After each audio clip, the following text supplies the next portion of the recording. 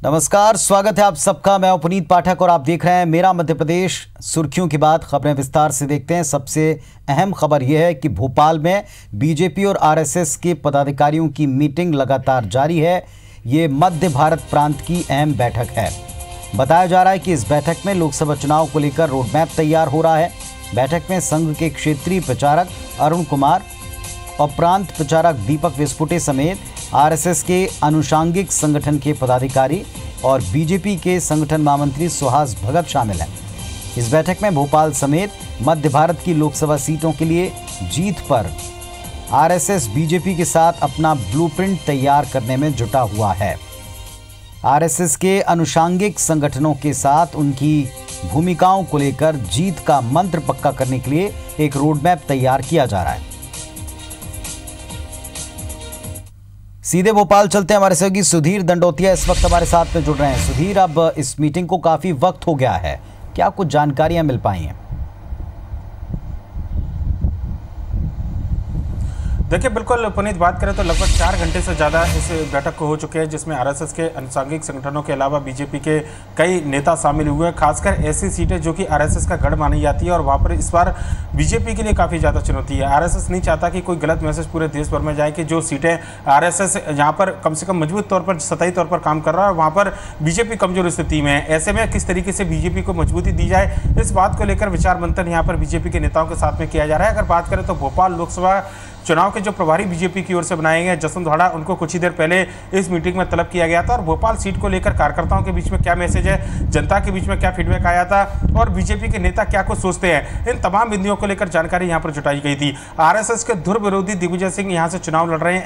ऐसे में इस सीट पर आरएसएस कोई जोखिम नहीं चाहता और ये वजह है कि भोपाल के लोकसभा प्रभारी जसवंत धाड़ा को इस मीटिंग में तलब किया गया था। इसके अलावा अगर बात करें तो हरदा एक सीट ऐसी है जहाँ पर जो बैतूल और हरदा संसदीय क्षेत्र को चुनाव मिलाकर यहाँ पर आरएसएस मजबूत गढ़ मानी जाती है और यहाँ पर संघ के प्रचारक जो है दुर्गादास उइके, उनको इस बार बीजेपी की ओर से टिकट मिला है। आरएसएस के पुराने प्रचारक और खाटी आरएसएस से आते हैं। ऐसे में उनके नाम को लेकर आरएसएस कोई भी जोखिम नहीं उठाना चाहता और ये वजह है कि यहाँ से 2 बड़े चेहरे बीजेपी के, कमल पटेल जो कि हरदा से विधायक है, इसके अलावा बैतूल से जो पूर्व विधायक थे हेमंत खंडेलवाल, उनको इस बैठक में शामिल होने के लिए बुलाया गया है। हेमंत खंडेलवाल का पूरे बैतूल क्षेत्र में अच्छा खासा दखल माना जाता है और अब ये माना जाता है कि बीजेपी को कई राखी खड़ी करने में वर्तमान के दौर में हेमंत खंडेलवाल और उनके परिवार का बड़ा योगदान रहा है और यही वजह है कि उनसे इस सीट को लेकर यहाँ पर चर्चा की जा रही है। मध्य भारत प्रांत की अगर बात करें तो सुहास भगत को यहाँ पर इस बैठक में बुलाया गया था और जो प्रचार प्रमुख है अरुण कुमार और उनके साथ में जो क्षेत्रीय प्रचारक है दीपक विस्फुटे,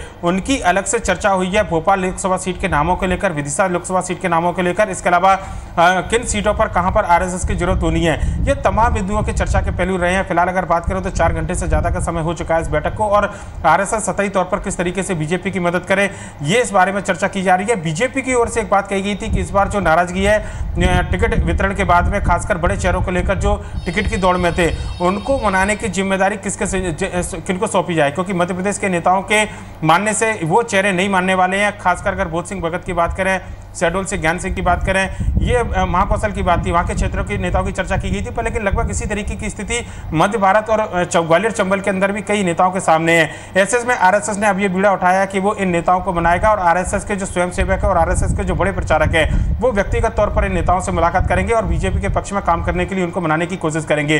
तो तमाम जो कठिनाइयां बीजेपी के रास्ते में आने वाली है चुनाव के दौरान, उन कठिनाइयों को किस तरीके से दूर किया जाए, इस बारे में विचार मंथन किया जा रहा है। और आरएसएस के तमाम जो अनुषांगिक संगठन है, चाहे वो किसानों के बीच में काम करने वाला किसान संघ हो या फिर आदिवासियों के बीच में काम करने वाला वनवासी परिषद हो या फिर एजुकेशन के क्षेत्र में काम करने वाला विद्या भारती हो, हेल्थ को लेकर सेवा भारती की बात की जाए जो कि सामाजिक क्षेत्र में काम करता है, उनकी सहभागिता किस तरीके से रहे, इस बारे में चर्चा की जा रही है। और ये बैठक काफी अहम है, जिसमें लोकसभा प्रत्याशियों के नाम के साथ में उनको किस तरीके से सहयोग किया जाना है और जहां पर आरएसएस पृष्ठभूमि के नेता चुनाव लड़ रहे हैं उनको किस तरीके से जिताना है, इस बारे में विचार विमर्श फिलहाल लगातार जारी है। चलिए, आपसे लगातार हम इस विषय पर अपडेट लेंगे क्योंकि सारा प्रदेश इस बैठक की तरफ, इस अपडेट की तरफ है, क्योंकि आरएसएस की नाराजगी पार्टी के लिए भारी पड़ती है। आरएसएस खासतौर पर भोपाल सीट जहां से दिग्विजय सिंह कांग्रेस के प्रत्याशी हैं वहां पर और आरएसएस पृष्ठभूमि के तमाम लोगों को जिताने को लेकर ज्यादा फोकस नजर आ रही है। देखना होगा कि कितना कामयाब हो पाता है। एक अहम मामले की तरफ आपको ले चलते हैं। मध्य प्रदेश में लोकसभा चुनाव से ऐन पहले शिवराज सिंह सरकार के कार्यकाल में हुए ई टेंडरिंग घोटाले का जिन्न एक बार फिर बोतल से बाहर है। इस बहुचर्चित घोटाले में 5 एफआईआर दर्ज हुई हैं। ईओडब्ल्यू के मुताबिक 5 विभाग, 7 कंपनियां, कुछ राजनेता और सरकारी अधिकारियों के खिलाफ ये एफआईआर दर्ज करवाई गई। हालांकि एफआईआर में किसी का नाम नहीं है। सूत्र बताते हैं कि इस मामले में मंगलवार को ही एक एफआईआर दर्ज कर ली गई थी। ई टेंडरिंग घोटाले में Indian computer emergency response team की पॉजिटिव रिपोर्ट भेजने के बाद से एफआईआर के लिए ईओडब्ल्यू सीएम कमलनाथ के इशारे का इंतजार कर रही थी। ई टेंडरिंग घोटाला अपने तरह का एक अनोखा घोटाला है, जिसमें भ्रष्टाचार रोकने के लिए बनाई गई व्यवस्था को घोटाले का जरिया बना लिया गया। एक अनुमान के मुताबिक ये तकरीबन 3 लाख करोड़ का घोटाला हो सकता है, जिसमें अब तक 1500 करोड़ रुपए का घपला पकड़ा जा चुका है। कांग्रेस ने इस घोटाले की जांच को अपने घोषणा पत्र में भी शामिल किया था। मध्य प्रदेश सरकार के द्वारा इस मामले में कार्रवाई को लोकसभा चुनाव से पहले चरण से ठीक एक दिन पहले अंजाम दिए जाने से ये कयास लग रहा है कि सरकार अब तेजी के साथ में इसमें जांच करवाना चाहती है, आगे बढ़ना चाहती है। इधर बीजेपी इस पर सवाल उठा रही है, कांग्रेस इसको जायज बता रही है। तथ्यों की छानबीन और एकत्रीकरण के बाद आज हमने इसमें एफआईआर दर्ज की है। इंफॉर्मेशन टेक्नोलॉजी एक्ट की धारा 66 और प्रिवेंशन ऑफ करप्शन एक्ट की धारा 7 के अंतर्गत एफआईआर दर्ज किया है। ई टेंडर की हम जांच कराएंगे, सारे घोटालों की जांच कराएंगे और इसको लेकर एक जन आयोग बनाएंगे। तो हमारे वचन पत्र के वादों को के मुताबिक आज देखें कि ई टेंडर मामले की ईओडब्ल्यू जो जांच कर रही थी उसने 5 एफआईआर दर्ज करी है। वहीं भोपाल लोकसभा सीट पर जहां बीजेपी अब तक अपना प्रत्याशी तय नहीं कर पाई, वहीं कांग्रेस उम्मीदवार दिग्विजय सिंह ने अपने प्रचार को लगातार धार देनी शुरू कर दी है। कार्यकर्ता सम्मेलन के बाद दिग्विजय सिंह अब अलग अलग वर्गों के प्रमुखों से मिल रहे हैं। पुराने संबंधों के आधार पर उनसे समर्थन मांग रहे हैं। भोपाल में उनके लिए काम करने की इच्छा जता रहे हैं। भोपाल में दिग्विजय सिंह के निवास पर इंदौर से आए उनके समर्थकों ने दिग्विजय सिंह के लिए काम करने की इच्छा जताई।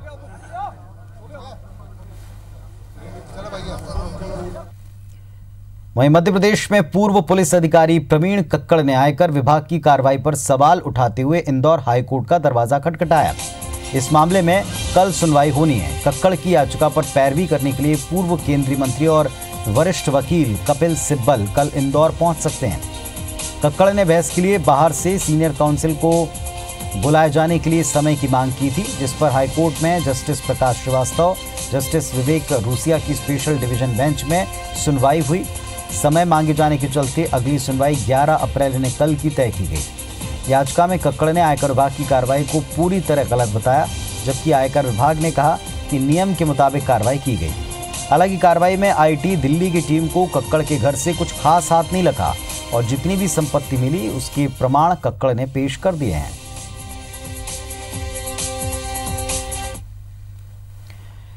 कांग्रेस कार्यकर्ताओं को अपना बूथ जिताने की सीएम कमलनाथ की नसीहत के बाद उज्जैन में कांग्रेस नेता और कार्यकर्ताओं में हड़कंप मचा हुआ है। सीएम के फरमान के बाद कांग्रेस नेता एक्टिव मोड में हैं, चुनावी काम में जुट गए हैं। दरअसल हाल ही में हुए विधानसभा चुनाव में कांग्रेस नेताओं के वार्ड में ही कांग्रेस की हार हुई, लिहाजा अब बड़े नेताओं ने चुनाव जिताने की जिम्मेदारी संभाल ली है। सीएम कमलनाथ ने सख्त निर्देश दिया है कि कार्यकर्ता अपने अपने बूथ को मजबूत करें और जिताकर दिखाएं, साथ ही अपने जिले को छोड़कर कहीं ना जाएं। इधर बीजेपी ने कांग्रेस के इस फरमान पर तंज कसा है। बीजेपी का दावा है कि कांग्रेस की हर योजना फेल होगी, बीजेपी की जीत होगी।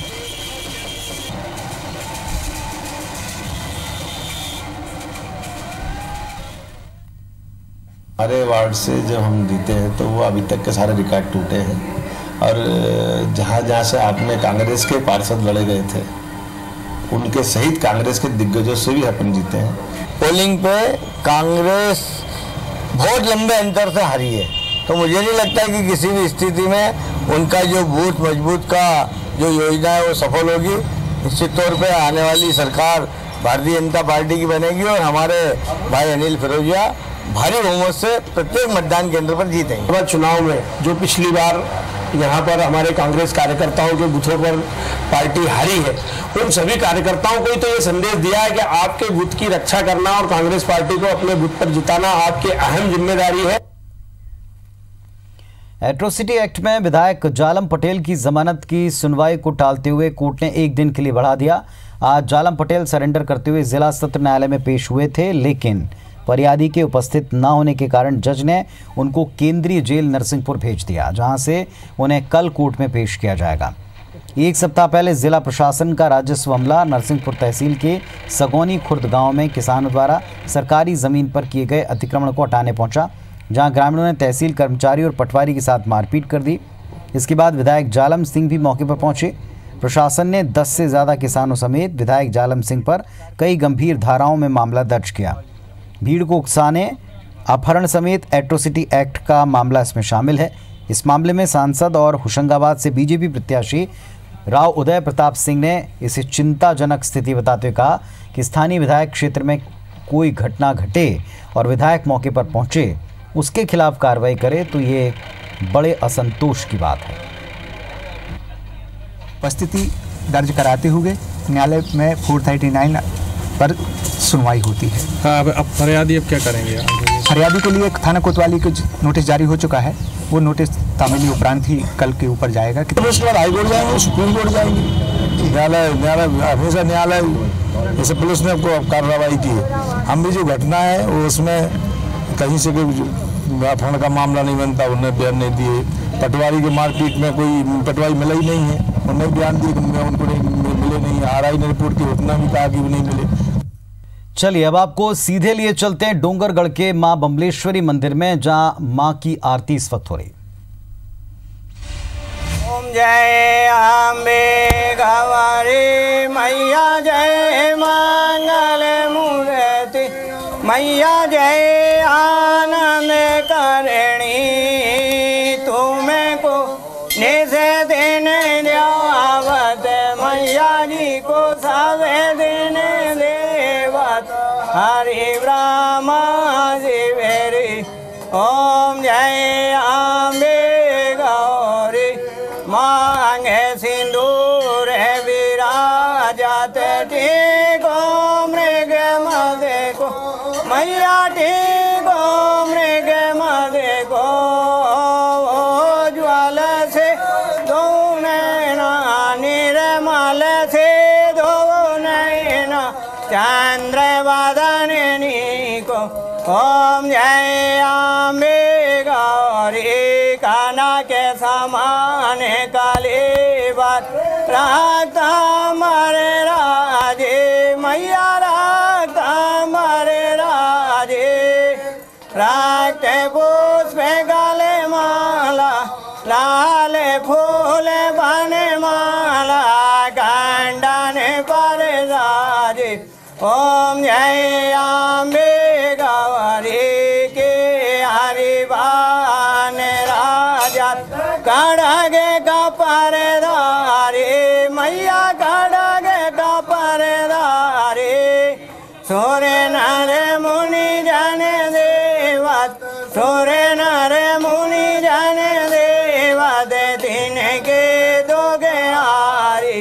ओम जय अम्बे गौरी कानन कुंडल शोभित ना सागरे मोती मैया, ना सागरे मोती, कोटिक चंद्र दिवाकर, अगणित चंद्र प्रभाकर, राजा ते समय ज्योति।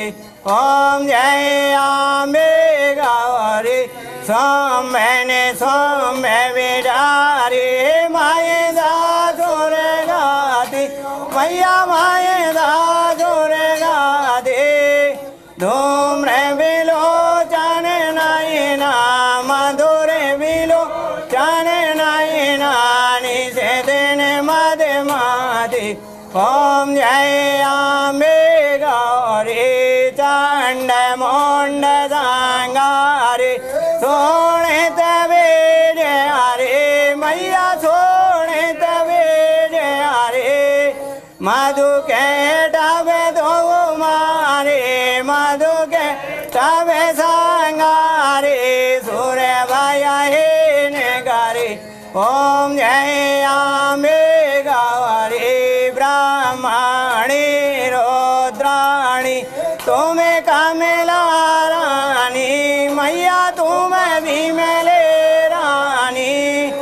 आगम निगम बखाने वेद पुराण बखाने तुम्हें देव पटरानी।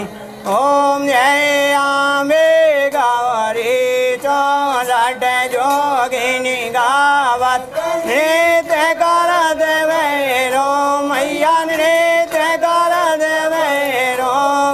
बाजत ताले मृदंगा बाजत ढोले मृदंगा यारो बाजत डमरू। ओम जय अम्बे गौरी तुम्हें ही ओ जग की माता तुम्हें ही ओ मैया तुम्हें ही ओ वरदा भक्तन के दुख हरदा संतन के दुख हरदा दुख राम बद करदा। ओम जय अम्बे गौरी आस्ते बोझायति शोभित वारे मोद्रा रे मैया वारे मोद्रा रे। मन वांछित फल वावद मन इच्छा फल वावद देवत नर नारी। ओम जय अम्बे गौरी कांजन ताले विराजत अगर कपूरवाती मैया अगर कपूरवाती। श्रीमाल के तुम्हें विराजत नगर कोटे में विराजत काल काते में विराजत डोंगर गढ़े में विराजत कोटे रतन ज्योति।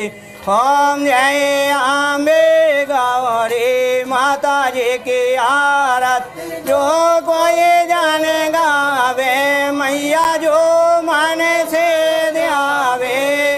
कहते शिवानंद स्वामी जपते हरे हरे स्वामी वांझे बल। जय अम्बे गौरी जय अम्बे गौरी ओ मैया जय मंगल मूर्ति मैया जय आनंद करणी मैया जय रिद करणी मैया जय दुखदार दयारणी। तुम्हें कौन से दिन द्यावत मैया जी को सवे दिन देवत हरि ब्रह्मा विवेरी। ओम जय अम्बे गौरी बोलो मामलेश्वरी मैया की जय। तो डोंगरगढ़ से आप ये आरती देख रहे थे, माँ की आरती घर बैठे आपने दर्शन किए। फिलहाल इस बुलेटिन में इतना ही, लेकिन खबरों और अपडेट्स के लिए आप जुड़े रहिए IBS 24 के साथ। नमस्कार।